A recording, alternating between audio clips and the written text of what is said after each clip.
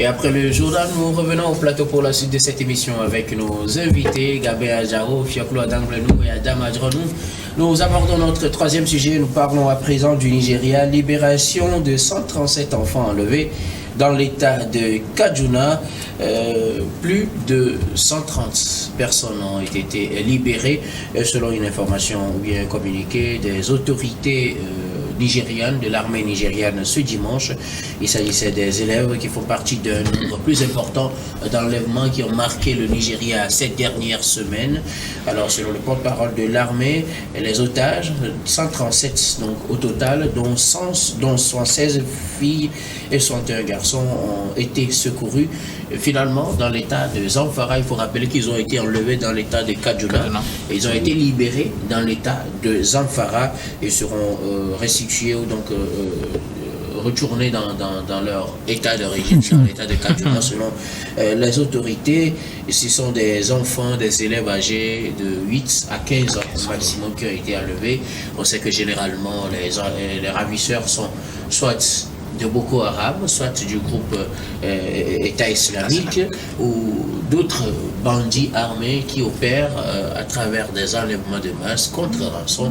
Dans le Nigeria, le président Bola Ahmed Tinubu a promis de mettre en œuvre les moyens pour sécuriser les établissements scolaires parce que la plupart des enlèvements concernent les élèves pour que l'école ne devienne pas un lieu d'enlèvement des enfants. Je commence par vous, Fiaklo Adanglenou. Au moins 137 élèves ont été secourus après leur enlèvement dans l'état de Kaduna. Oui, ces rapts ou bien kidnappings sont fréquents au Nigeria, surtout au nord. Si il advient que les élèves ont été kidnappés dans l'état de Kaduna et on les a retrouvés dans l'état de Zamfara, c'est qu'il y a un problème, la porosité des frontières. Et depuis que ce phénomène arrive au Nigeria, moi je pense que les autorités n'ont pas pris les mesures nécessaires. Le renforcement des frontières et un cordon sécuritaire au niveau des établissements scolaires, parce que Boko Haram et l'État islamique ne veulent pas que les enfants soient scolarisés. Que ce qui devait être fait, c'est l'étude du Coran. Donc, les gouverneurs et le gouvernement fédéral doivent nécessairement faire tout et tout pour sécuriser la frontière. Et comme l'a dit le président Tinubu, en permettant de sécuriser les établissements, moi je pense que c'est trop tard, mais il vaut mieux tard que jamais. C'est-à-dire que le kidnapping des enfants de 8 à 15 ans ne sont pas dans l'intérêt des parents ni du gouvernement. Ça fait mal. Le Nigeria est un grand pays qui a la possibilité de prendre les mesures idoines pour éviter ces genres de kidnapping. Il est vrai que Boko Haram est mieux armé, mieux organisé. En tant qu'État, il doit avoir une organisation interne pour la sécurité afin que ces genres de choses ne se reproduisent plus. Parce que ça fait plus de 10 ans, 15 ans qu'on attend, on a fait kidnapping, on a fait ceci. Ce n'est pas bien. Ce n'est pas bien. C'est comme si les parents et leurs enfants, élèves ou écoliers ne sont pas considérés. Parce que ce sont les enfants des autres qui sont kidnappés. Aucun de leurs enfants n'est jamais touché par ce phénomène. Donc il faut que les gouverneurs et l'État prennent les décisions nécessaires pour éviter ça. Mettre les gens au niveau des frontières des États. Tout enfant qui passe au-delà de 2, on va vérifier les identités. Et en plus, au niveau des établissements scolaires, il faut un cordon sécuritaire. Il y a les militaires, pourquoi? Ils sont formés pour la défense de la patrie. Une fois qu'il y a un problème, il faut que ces éléments de la police, de la gendarmerie, de l'armée soient utilisés à bon escient. C'est mon point de vue. Alors, Adam, ils sont quelques 300 élèves à être enlevés le 7 mars. Dans l'état de Kaduna, nous sommes là dans le nord du Nigeria, ils ont été retrouvés dans l'état de Zamfara, 137 ont été libérés parmi eux, une annonce faite par l'armée nigériane. Félicitations selon le président à tous ceux qui ont contribué à la libération de ces enfants. Il promet de mettre les moyens en œuvre pour que les écoles soient des lieux sécurisés pour que les enfants puissent y étudier en toute quiétude. Oui, il faut rappeler que l'état de Zamfara que vous avez indiqué, c'est l'état voisin de Kaduna. Vous savez, je pense que ces races-là deviennent monnaie courante, hein, et la plupart, vous l'avez dit en évoquant le groupe État islamique et Boko Haram, qui, entre-temps, les premières races que le Nigeria a connues étaient estampillées à leur nom, mais ces derniers temps sont des groupes armés, des bandits armés, oui. Et vous l'avez dit, seulement ce sont ces raps en grand nombre qui sont évoqués ou pratiquement médiatisés. Mais il y a des raps individuels qui s'opèrent également et qui passent inaperçus, où les familles paient les rançons et les gens sont libérés. Et malheureusement, je pense que ce sont les mêmes stratégies d'annonce faites également par Goodluck Jonathan, que, en tout cas, les 3 présidents que le Nigeria a connus aujourd'hui sont les annonces non suivies des faits qui sont évoquées lorsqu'on parle donc de ces raps-là. Donc, il y a plus de 10 ans déjà, mais on constate que le phénomène résiste à tous les systèmes offensifs mis en place par le pouvoir central, mais également au niveau des États. C'est vrai que lorsque nous prenons les cordons ne sont pas aussi rigides comme ce que nous constatons entre les États. Par exemple, lorsqu'on prend le Nigeria et le Bénin, lorsqu'on met un cordon sécuritaire en place, ce sont des cordons assez rigides. Mais entre les États, ce n'est pas réellement ça. Il y a donc une fluidité entre les États, entre eux. Ce qui fait que lorsqu'on fait des rats dans en tout cas dans un État, on peut rapidement se retrouver dans l'autre État. Mais on constate que ces rats sont circoncis, vous l'avez dit tantôt, par là du Nord. C'est justement que l'insécurité est véritablement focalisée dans ces parties-là. Ça voudrait dire quelque part que même quel que soit l'effectif mobilisé par le pouvoir en SAD pour assumer cette insécurité-là, chaque jour, c'est que ce que nous constatons, c'est que ces bandits-là ont en tout cas une force de régénérescence qui dépasse en réalité les mécanismes mis en place par l'État. C'est ce qui fait que ce n'est pas une question d'effectifs. Les effectifs sont mobilisés pour attaquer en tout cas, ces critères de banditisme, mais au même moment, on ressort d'autres critères également, ce qui fait que la confusion est totale. Donc je pense qu'aujourd'hui, il faudrait véritablement avoir un mécanisme assez rigoureux qui tient compte d'un temps donné, mais également qui aura une capacité de régénérescence, et en faisant en sorte que nous ayons, en tout cas la population, qui puisse également contribuer.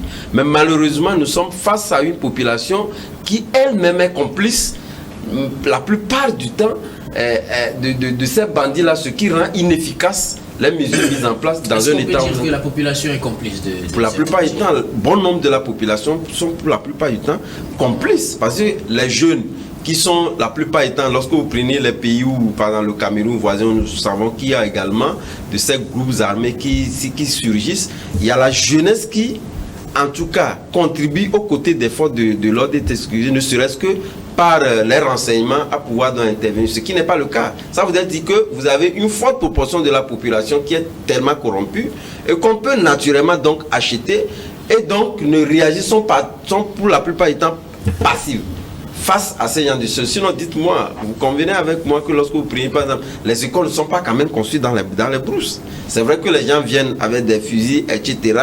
Mais sachez bien évidemment qu'il y a des complicités internes qui font que ces gens-là viennent. Parce que vous regardez les vidéos qui circulent, les gens même prennent le temps d'opérer, de faire des choses sur place avant de partir sans être inquiétés.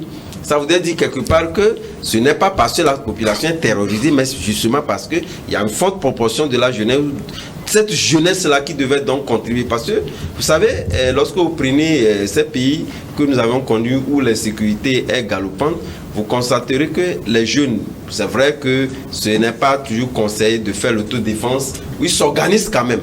Ils s'organisent, ne serait-ce que les renseignements, tout de suite, puisque en tout cas les forces de l'ordre de sécurité également savent évidemment qu'on attend cette alerte, il faudrait quand même précipiter pour aller résoudre un problème, ce qui n'est pas le cas. Ça voudrait dire que la jeunesse elle-même, ou la plupart du temps, est aussi inféodée à ces pratiques-là qui font que les mécanismes mis en place sont pour la plupart du temps inefficaces. Gabé Adjaro, au moins quelques 300 personnes ont été enlevées en début mars dans l'état de Kaduna.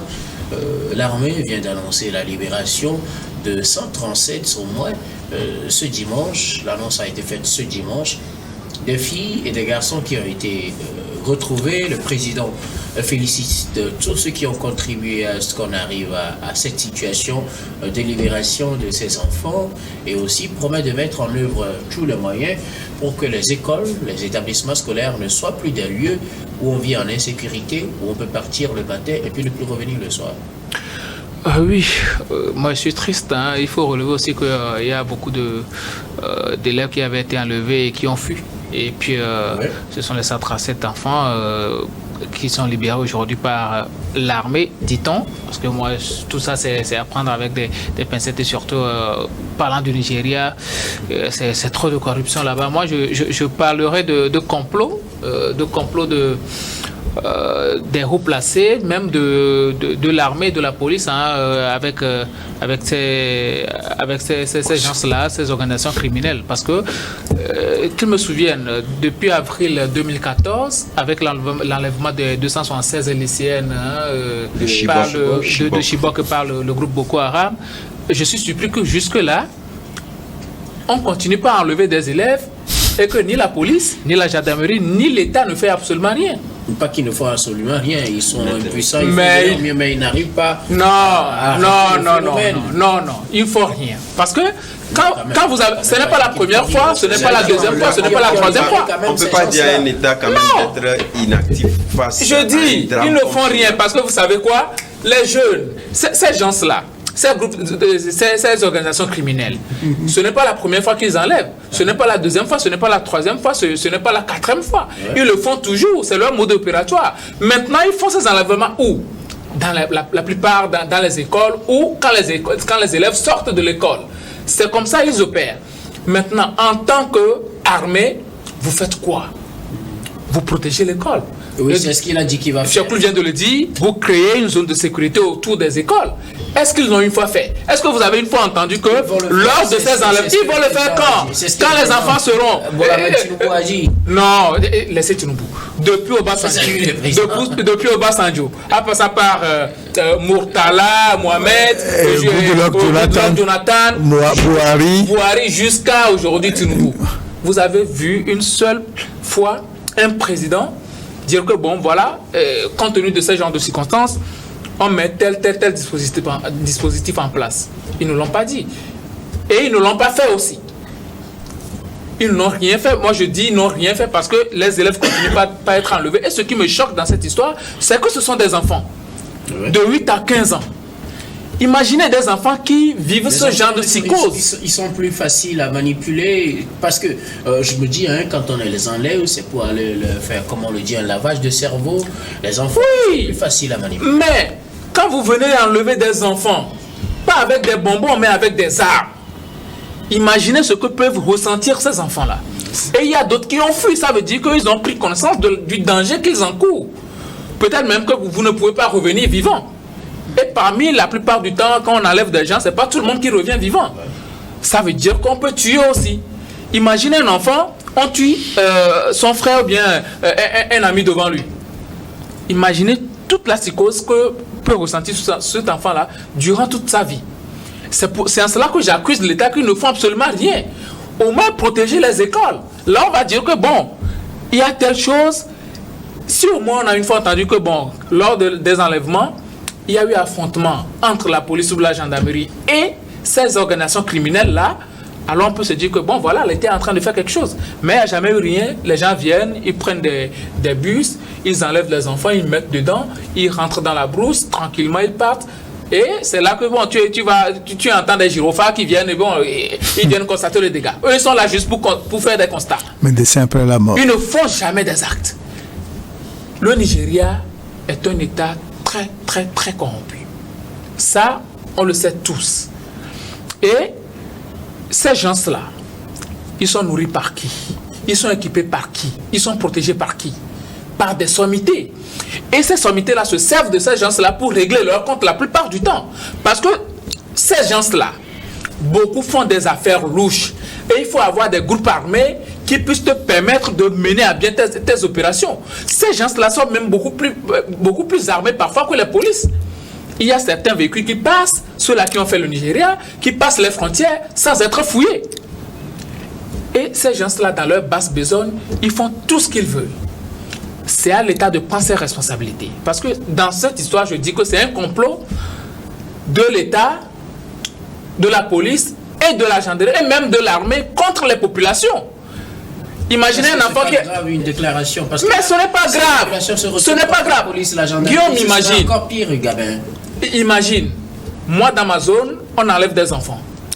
Est-ce que vous êtes sûr que un enfant qui a entendu que dans l'autre village, on a enlevé des enfants, il aura encore le courage d'aller à l'école, il aura encore le courage de sortir, et les parents vont-ils permettre encore que les enfants aillent à l'école dans cette situation-là? C'est impossible.